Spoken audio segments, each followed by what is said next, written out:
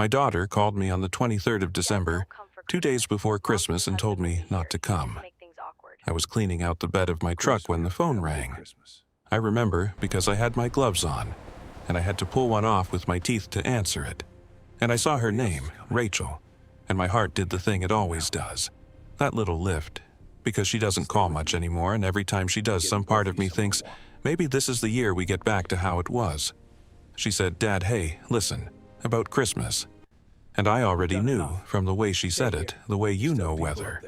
She said, "It's just, Mom's bringing Gerald this year. It's kind of a big deal. It's his first Christmas really being part of the family, and we're all trying to make him feel welcome, feel like this is his home now too, and it would just, Dad, it would just be awkward if you were there. You understand? It'd make everybody uncomfortable. Maybe we do something, just you and me, in January." I want to tell you exactly what I said, because it matters that I didn't make it hard for her. I said, "Of course, sweetheart, you have a good Christmas. Give Lucas a hug from his grandpa." And she said, "Thanks, Dad, you're the best." And she meant it. She wasn't being cruel. That's the thing you have to understand. My daughter is not a cruel person. She just had a family Christmas to protect, a nice blended family Christmas with her mother and her mother's polished new husband and her little boy, and I had become, somewhere over the years, the awkward part. The part you leave out to make the picture look right. I hung up quietly.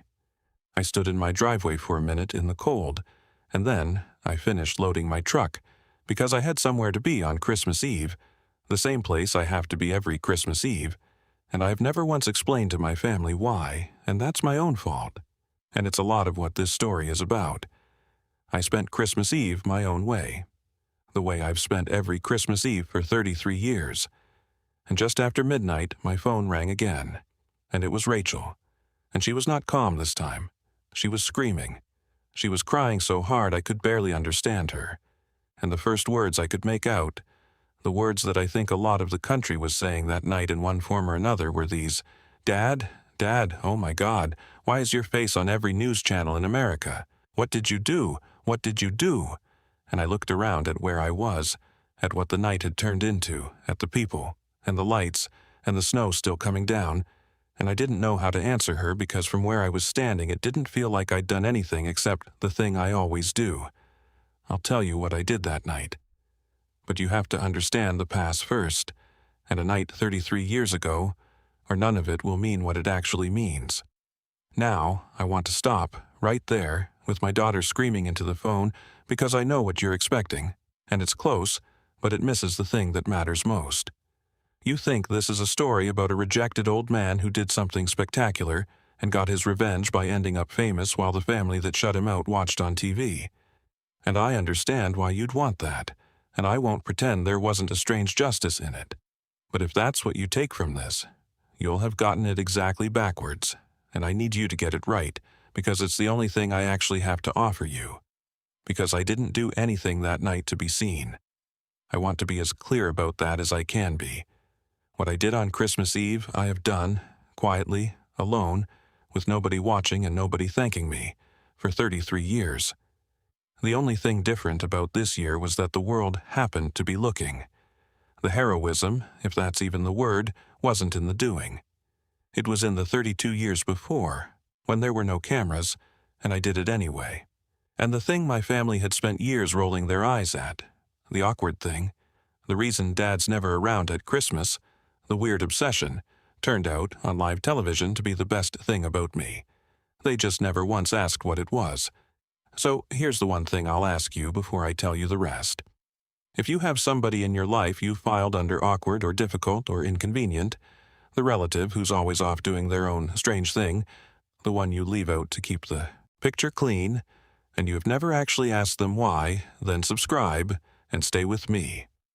Because this is a story about what you find out when you finally ask, and about the quiet, unwitnessed things certain people do to hold the world together while everyone else is looking somewhere more comfortable. I make these for the people nobody thought to ask about. Stay, and I'll tell you what my family found out too late. My name is Earl Dawson. I'm 64 years old. I drove a truck for a living for 35 years, long haul mostly, and for the last 20 of them I owned my own rig, which means I was my own boss and my own mechanic and my own company, out on the road 300 nights a year, and I loved it. And it cost me plenty, including, if I'm honest, a good part of my marriage. Linda and I divorced 10 years ago. Amicably enough, on paper. She wanted a husband who came home, and I was a man who lived on the road, and after 20-some years that gap just got too wide to stand in, and she stepped out of it, and I don't blame her. I'm retired now, have been a few years. I keep a heavy 4-wheel drive pickup with a plow blade on the front and chains in the back and a toolbox that could rebuild half of it on the shoulder of a highway, because a man doesn't stop being what he was just because he stopped getting paid for it. And I am, to my family, the plain one. Linda's remarried a man named Gerald who did well in insurance, wears good sweaters, has opinions about wine. I like Gerald fine, for the record. He's decent to my daughter and my grandson, which is all I ask. But standing next to Gerald at a family Christmas, in my one good flannel shirt, with grease I can never quite get out from under my nails, I know exactly what I look like. I've made my peace with what I look like. What none of them ever understood is what I look like on one specific night of the year, up on a mountain, in the dark. I have to take you back 33 years, because everything I am on Christmas Eve was born on one night in 1992, and you can't understand the ritual without the wound that made it. In December of 1992, I was 31 years old, and Linda and I had a brand new baby. Rachel. She was 1 year old that Christmas, barely, just starting to walk. And we were young and broke, and we'd spent Christmas with Linda's people 3 hours away on the other side of the mountains. And on the night of the 24th, we loaded up our old car and started home over the pass, because I had a run I had to make the day after Christmas and we couldn't afford for me to miss it. You have to understand what that pass is. It's the high route over the mountains, and it is beautiful in summer, and it is a killer in winter. A long climbing 2-lane road that tops out above the tree line where there's nothing. No houses, no lights, nothing but rock and wind. And the weather up there can turn from clear to deadly in the space of 20 minutes, and it has killed a great many people who thought they'd make it across before it did. We didn't make it across. The storm came in fast, the way they do up there, and the road went to white, and I couldn't see the front of my own car, and I did the thing you're supposed to do. I slowed to nothing. And then a gust pushed us and the back end came around on the ice and we slid off the road into the ditch, nose down, and we were stuck, and it was 20 below with the wind, and it was getting dark, and we had a 1-year-old baby in the back seat. I want you to sit in that car with me for a second, because I've never gotten out of it, not really. I ran the engine for heat until I started to worry about the exhaust and the snow drifting over the pipe, and then I had to shut it off, and the cold came into that car like a living thing. I had Linda in the front holding the baby against her skin under her coat, and I had one thin blanket, and I had no phone. Nobody had a phone in 1992, not up there, and no way to call anyone, and no houses for miles, and a road that nobody in their right mind was driving in that storm. We were going to freeze. I understood that, sitting there, holding my wife and my baby daughter. I was a 31-year-old man doing the arithmetic on how long my family had to live, and the number was not large. And then, through the white, I saw lights. It was a truck, a big rig moving slow through the storm, chains on, and it stopped, and a man climbed down. He was old. Older than I am now, I think, though I was 31, so everyone looked old to me. He had a big coat and a flashlight, and he came down into that ditch and knocked on my window, and when I got it open he didn't say much. He just looked in and saw the baby, and something in his face changed, and he said, "Well, we're not doing this here. Come on."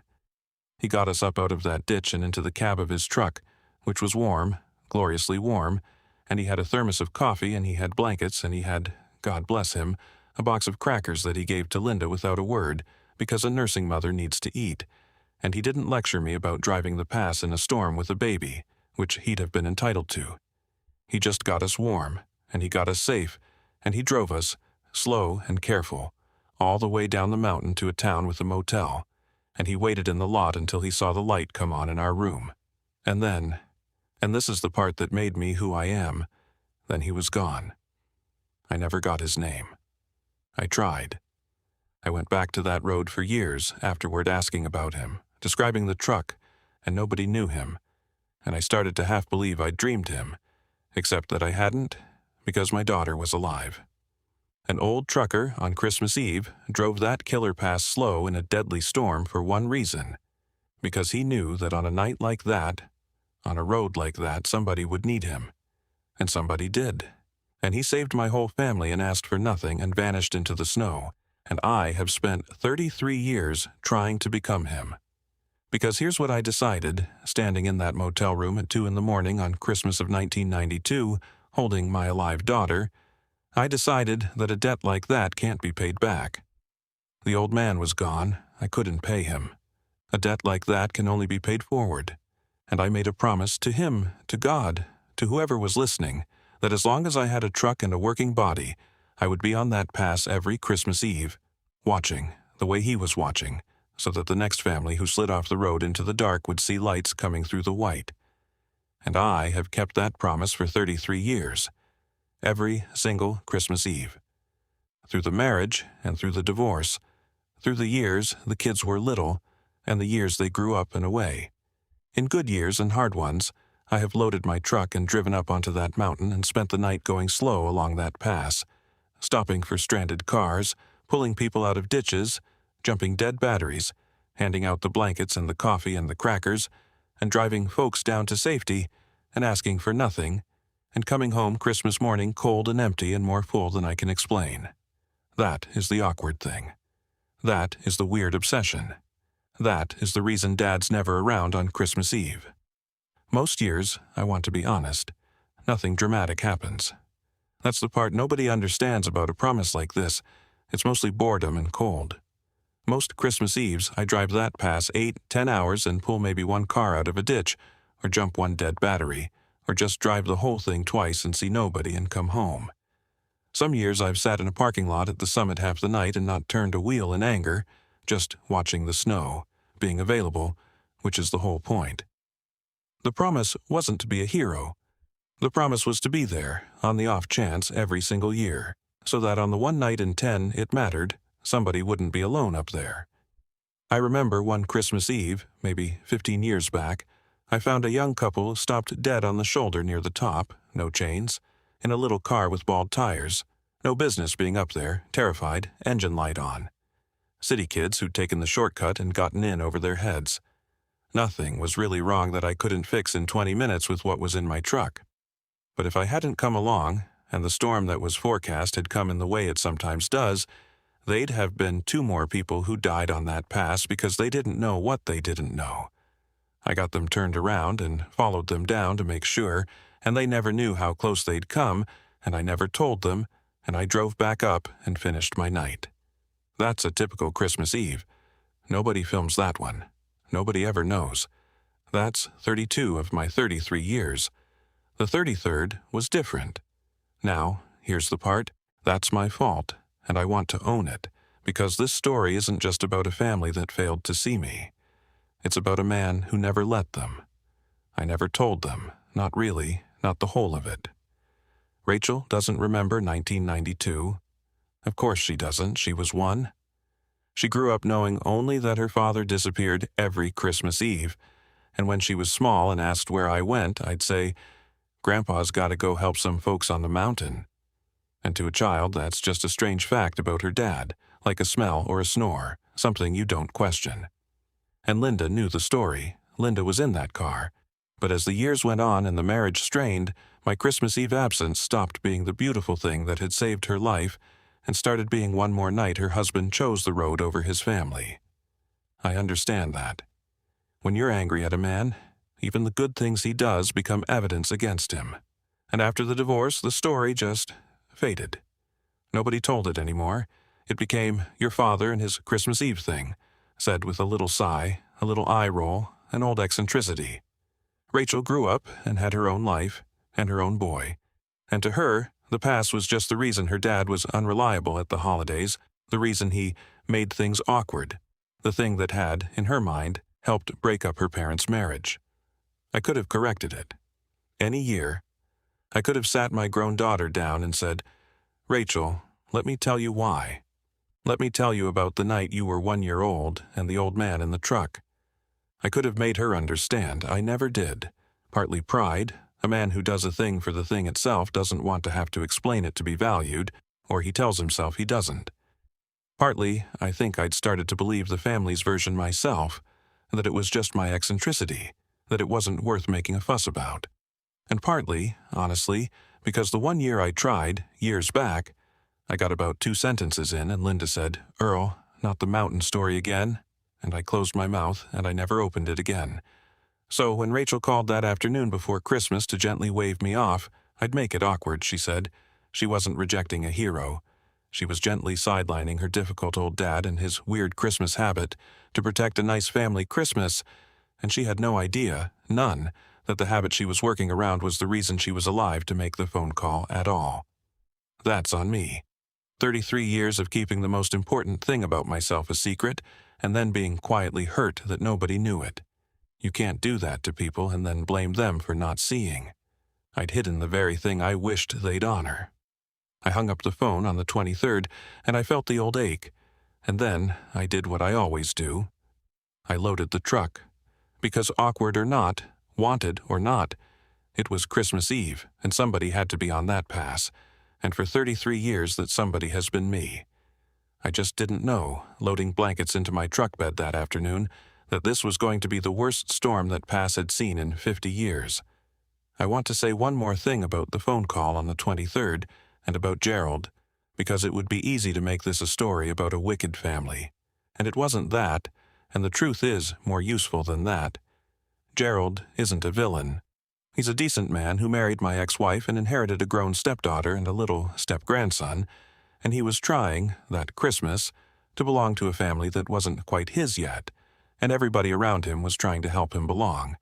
And in the middle of all that careful belonging, the ex-husband, me, the trucker, the one who lives alone and shows up in a flannel shirt and disappears on Christmas Eve to go do his mysterious mountain thing, the ex-husband is just an awkward variable. I understand it completely. If I'd been Rachel, arranging that Christmas, I might have made the same call. She wasn't choosing Gerald over me.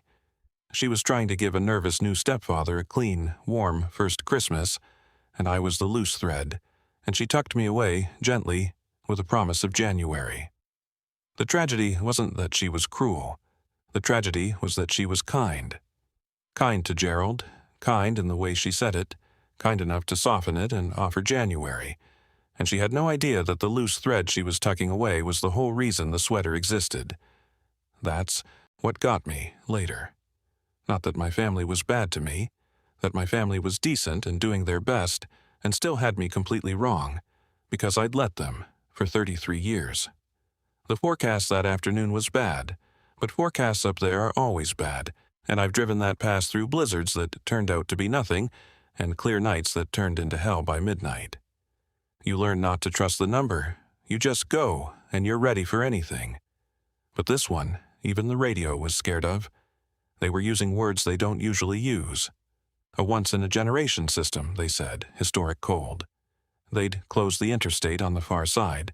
They were telling people over and over, do not travel, stay home, if you're on the road, get off it.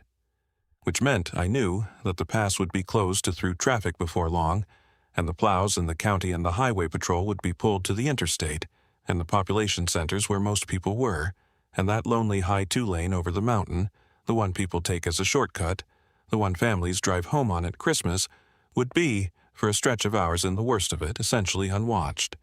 Except by me. I want to describe leaving that afternoon because it's the last ordinary moment. I checked my chains, I filled 2 thermoses, I loaded the blankets, a case of water, a box of granola bars, and yes, crackers, always crackers. Some part of me will be handing out crackers on that mountain until I die. I topped off the fuel, I made sure the plow blade was solid, and I drove up out of the valley as the light was failing, and the first snow was starting, and my phone had one text on it, from Linda, that said, "Merry Christmas, drive safe on your mountain," with a little snowflake. And that was kind of her, and I texted back, "always," and put the phone away. The climb up was already getting serious by the time I hit the switchbacks. The snow was coming harder than the radio had even said, thick and fast and sideways, and my headlights were just 2 cones of swirling white, and the temperature on my dash was dropping like a stone, past 0, past 10 below. I dropped my speed to a crawl and put it in four-wheel and started up the mountain the way I have 300 some times, slow and steady, watching the ditches. I topped out above the tree line around 8 o'clock, into the open, where the wind gets you, and the world was just a roaring white nothing, and I thought, as I always think up there, nobody should be out in this. And then, right on the heels of it, the other thought, the one that's kept me driving for 33 years, which is exactly why I have to be. I came around a long curve near the summit, into the teeth of it, and my headlights caught something up ahead that made my stomach drop. Lights. A lot of lights. Stopped. Scattered wrong across the road, and a big dark shape tilted at an angle that no vehicle sits at on purpose. I got closer, and the shape resolved, and I understood what I was looking at, and I understood that this was not going to be a night of pulling one family out of a ditch. It was a tour bus. Off the road, canted into the ditch, its lights still on, and around it, a scatter of stranded cars that had stopped behind it and couldn't get past and couldn't turn around, maybe 8 or 10 of them. And people. Dark figures moving in the headlights, and some not moving, and I could see, even through the storm, that there were a lot of them, and that they were in serious trouble, and that I was, for the moment, the only help on that entire mountain. I want to tell you the next hours as plainly as I can, because there was nothing fancy about it. It was just a man doing what needed doing, one thing at a time, for a very long time, in a storm that was trying to kill everybody there. I pulled up short of the wreck, put on my hazards and got out into it, and the cold hit me like a wall, that deep cold that hurts your face in seconds. I went to the bus first. The driver was hurt, dazed, bleeding from his head, and he told me what I'd guessed. He'd been trying to get his passengers over the pass ahead of the worst of it. A load of folks headed home for Christmas and the road had beaten him. There were, he said, 38 people on that bus. 38, plus whoever was in the cars. On a mountaintop, in 50 below wind chill, with no rescue coming for hours because the roads below were closed and the whole county's emergency muscle was down in the valley. Here is where 33 years of doing this quietly turned out to matter, and it had nothing to do with being brave. It was that I wasn't panicking, because I'd been up there 100 times, and I knew 3 things nobody else on that mountain knew. I knew that about a mile back down, just below the tree line, there was a highway maintenance building, a big garage where they keep the plows in the sand, and that it was unmanned that night, but that I knew how to get into it, and that it had walls and a roof and, most importantly, could be gotten warm. I knew my truck could plow a path down to it, and I knew that the difference between 38 people freezing to death on an exposed summit and 38 people surviving in a sheltered building was one thing, and one thing only: whether somebody moved them now, before the cold finished the job. So I started moving them. I want to be honest that I did not do it alone, because the story got told as one man, and one man can't move 40 people. What one man could do was be the one who knew what to do, and stayed calm enough to make others calm, and organized it. I got the bus driver and 2 other able-bodied men, and I put them to work. I plowed a path back down to the maintenance building with my truck and broke us in, and we got the heat going. And then, for hours we ran a shuttle, my truck, packed full, load after load, down the mountain to the building and back up into the storm for the next group, the coldest and the youngest and the oldest first, then the rest, again and again and again. There was a young woman on that bus named Nadia, and I have to tell you about her because she's the reason this whole story broke the way it did, though neither of us knew it at the time.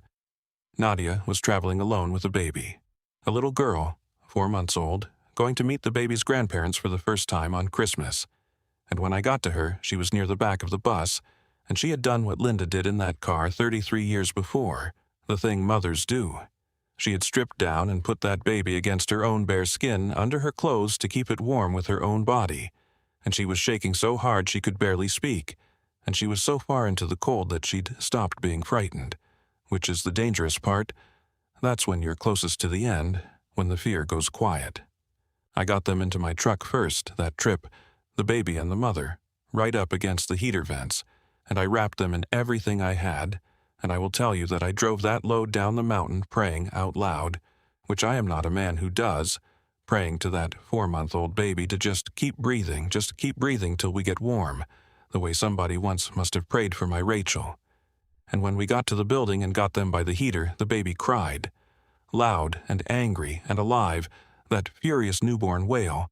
And I want to tell you that the sound of that baby crying in that cold garage is the best sound I have ever heard in my life, and I had to step back into the corner for a minute, a 64-year-old man, and put my hand over my mouth because it was 1992 again, and my own daughter was crying in a warm motel room, and the circle had come all the way around, and I was the old man in the truck now, and somewhere out in the years the debt was being paid. There was a moment, somewhere around 2 a.m, that I haven't told many people about. I'd made maybe 6 or 7 trips up to that summit by then, and each one was worse, and I was 64 years old, and I had been out in 50 below wind for hours, and coming back down from one of those trips, empty, about to turn around and go back up for the next load, I sat in my truck at the bottom for a second with my hands on the wheel, and I felt every one of my 64 years, and a voice in me said, plain as anything, "You've done enough. Nobody would blame you. Stay by the heater. Let the rescue handle the rest when they get here." And it would have been true. Nobody would have blamed me. But I knew, the way you know these things, that there were still people up on that summit, and that the rescue was still hours out, and that, when they get here, was, for some of those people, going to be too late. And I thought about the old man in the truck in 1992, and I thought, he was tired too. He was older than I am. Now, out in a storm on Christmas Eve, and he could have stayed home, or driven past, or told himself somebody else would come. And if he had, I wouldn't be here. Rachel wouldn't be here. There'd have been 3 more graves on that mountain because a tired old man decided he'd done enough. So I put the truck back in gear, and I drove back up into it, one more time, and then one more time after that, until there was nobody left up there. Because that's the promise. The promise isn't help until you're tired. Everybody helps until they're tired. The promise is the trip you make after you're already done. That's the whole thing. That's the only part that ever actually saves anybody. I gave away everything. Every blanket, every thermos, the coat off my back to an old man who needed it more, all the crackers, all the water. By about 3 a.m, we had all 40-some people down off that killer summit and into that maintenance building, hurt and frightened and frostbitten some of them, but alive, every single one, breathing in the warm while the storm screamed against the walls. We kept at it, all night. The storm did not let up, it got worse, and every trip up to that summit was worse than the last, and there were moments I wasn't sure the truck would make it back up, and a moment the plow hit buried rock and I thought I'd broken it, and I fixed it with numb hands by the headlights because a man doesn't stop being his own mechanic just because it's the end of the world. And that's when one of them, I didn't even notice at the time, one of the folks I'd carried down, a young man, had been filming, on his phone, off and on through the night. He'd filmed the old man in the flannel coat carrying a baby through the whiteout, and plowing the path, and going back up into the storm again and again when any sensible person would have stayed by the heater, and giving away his own coat, and he'd been posting it whenever he could get a bar of signal because he thought the world should see it. He was right. The rescue got through a little before dawn. The plows finally punched up the pass, and the highway patrol and the ambulances, and they came over that summit braced for the worst, because they knew a tour bus and a string of cars were stranded on the top of the mountain in the deadliest storm in 50 years, and they had every reason to expect to find bodies. Instead, they followed my plow tracks down to a maintenance garage and opened the door on 43 people alive and warm, and one exhausted old man in a t-shirt because he'd given his coat away, sitting on an overturned bucket, holding a thermos lid of coffee that somebody had made him from the last of the water. I found out later what the trooper said when he walked in, because it got repeated on the news about 1,000 times. He looked around at all those living people who should have been dead, and he looked at me, and he said, "Sir, who organized all this?" And 43 people pointed at me. And I said the only thing I could think of, which was, I was just the one who happened to be up here. And that clip, 43 rescued people all pointing at one tired old man who says he just happened to be there. That clip is the one that broke the country's heart. By the time the sun came up on Christmas morning, that young man's videos had gone everywhere. Everywhere. Millions of views before breakfast. And the news trucks got the story, and the survivors told it, and Nadia told it, holding her baby girl, weeping, saying an old man drove up into a blizzard nobody else would drive into and pulled her daughter out of the cold. And by Christmas afternoon it was on every national network. The feel-good story of Christmas. The story America needed. The retired trucker who spent Christmas Eve alone on a mountain and saved 43 strangers because, in his words, somebody had to be up there. They did what the news does. They dug, and within a day they'd found out it wasn't a one-time thing. They found the county records, the incident reports going back years, and they realized that this old man had been quietly patrolling that pass every Christmas Eve for over 3 decades, pulling people out of ditches, unpaid, unthanked, unknown, and the story got bigger, because it turned out the hero of one night was actually the hero of 33 nights that nobody had ever noticed. Reporters started calling it something.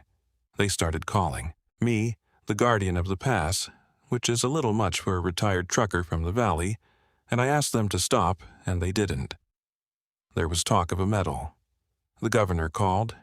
It was, for about a week, the biggest good news story in the country, and in the middle of all of it, just after midnight when the first videos hit and my face started showing up on those late Christmas Eve broadcasts, my phone rang, and it was my daughter, screaming and crying, "Dad, why is your face on every news channel in America? What did you do?" And I was standing in a freezing maintenance garage in a borrowed coat somebody had put on me, surrounded by sleeping strangers I'd hauled off a mountain, and I said the truest thing I knew, and it came out very quiet.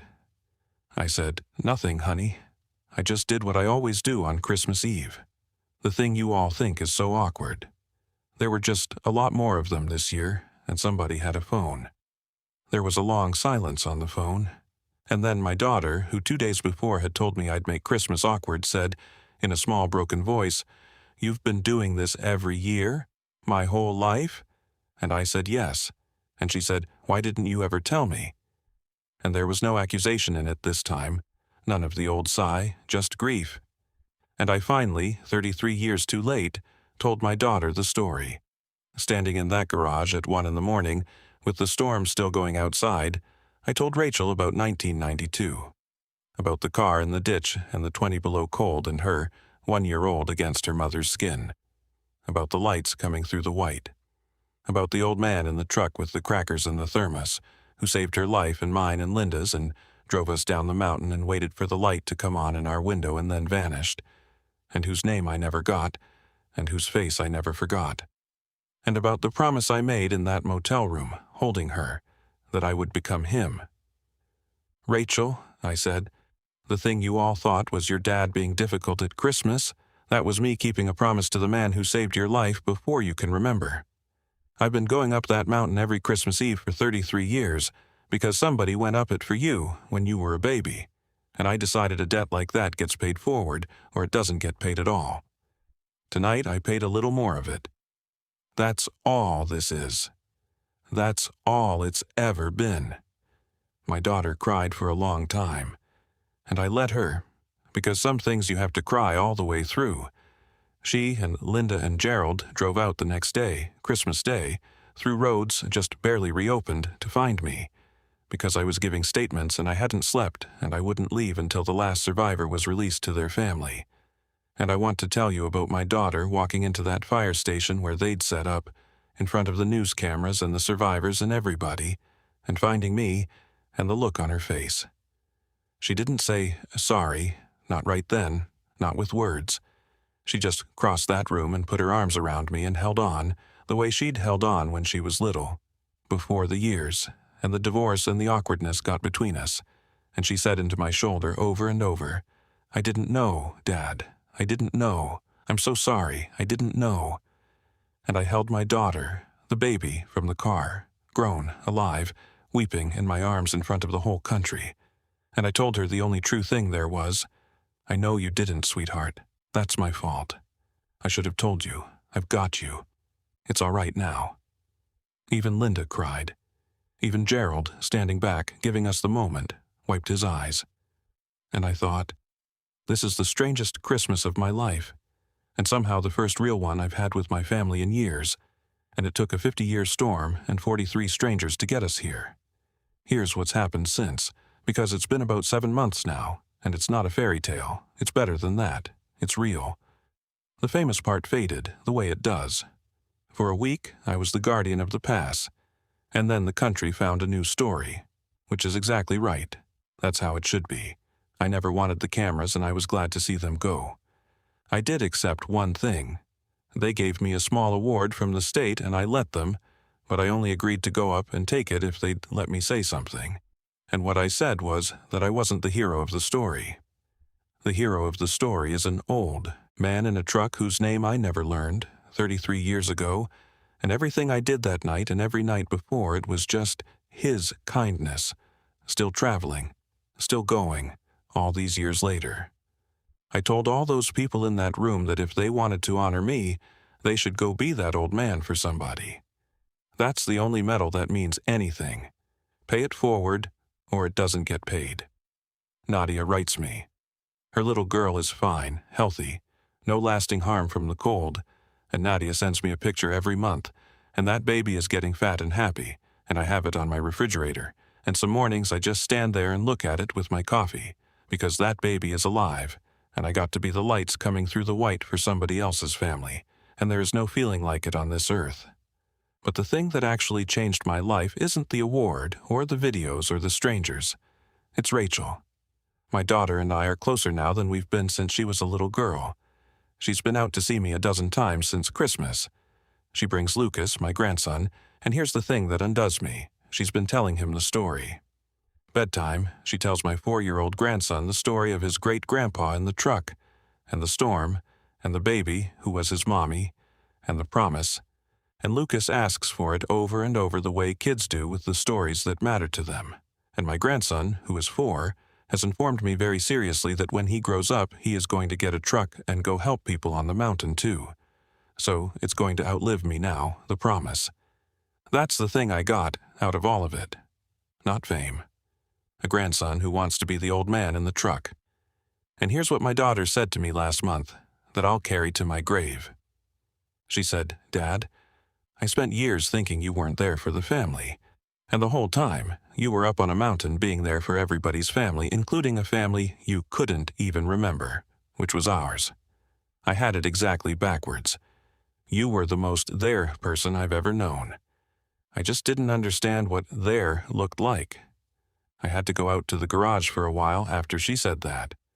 A man's got to have somewhere to go. So let me tell you the thing I most want you to take from this, from an old trucker who kept a secret 33 years too long. The mistake in this story isn't only my daughter's. Yes, she sidelined me, called me awkward, left me off the guest list to keep the picture clean. But I handed her every reason to by never telling her who I was or why I did the thing I did. I wanted to be seen, and I hid the very thing I wanted seen, and then I nursed the hurt of not being seen for it. That's a trap a lot of good, quiet people fall into. We do the meaningful thing in secret, and we tell ourselves we don't need credit, which is noble, but then we resent the people who don't give us credit for the thing we deliberately hid from them. You can't have it both ways. If the people you love don't understand you, ask yourself, honestly, whether you ever actually let them. But here's the bigger thing, the thing for you, whoever you are, watching this. There is somebody in your life right now that you have filed under awkward, difficult, inconvenient, the relative who's always off doing their own strange thing on the holidays, the quiet one you leave out to keep things comfortable, the person whose absence makes the family photo look a little cleaner. Before you decide who they are, ask them why. Ask the awkward uncle where he really goes. Ask the difficult old man what he does with his time. Ask the quiet one what they're up to when they're not around, because I promise you, some of the people the world has filed under awkward are, right now, quietly holding some corner of the world together, keeping some promise nobody knows about, being the lights coming through the white for some stranger and asking for nothing. And you have written them off without ever once asking the question that would have shown you who they actually are. My family found out who I was because a 50-year storm and a stranger with a phone forced it into the open on live television. You don't have to wait for a storm, you can just ask. This week, the awkward one. Ask them why. So here's my question, and I read everyone. Is there someone you've quietly written off as awkward or difficult or too much, And when's the last time you actually asked them about their life? Tell me in the comments who you're going to ask, not why they're awkward. Who you're going to ask and when. Because somebody watching tonight has an old man in a truck in their own family, and they don't know it yet. And the only way they'll ever find out is if they ask before the storm does it for them. And if this reached you, if you've ever been the awkward one, or been too quick to file somebody else that way, then subscribe. I'll be here. I make these for the quiet ones nobody thought to ask about, and for the people ready to start asking. My daughter told me I'd make Christmas awkward, so I spent it alone on a mountain, the way I have for 33 years. Turned out the awkward old man was the only one out in the storm. Somebody has to be. Go find out who yours is.